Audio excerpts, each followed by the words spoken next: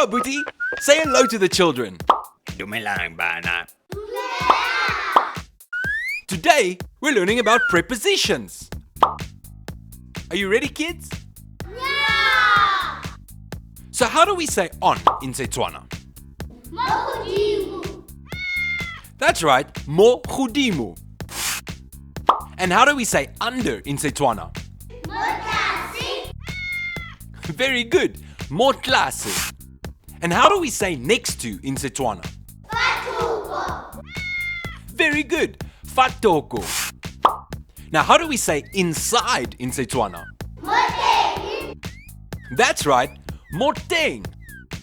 And how do we say behind in Setswana? Famurago.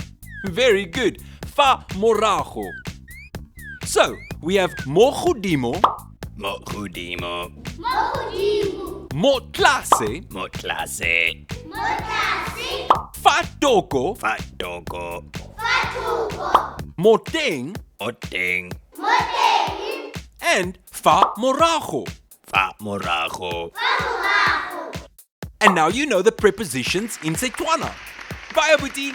Bye, kids. Sala simple.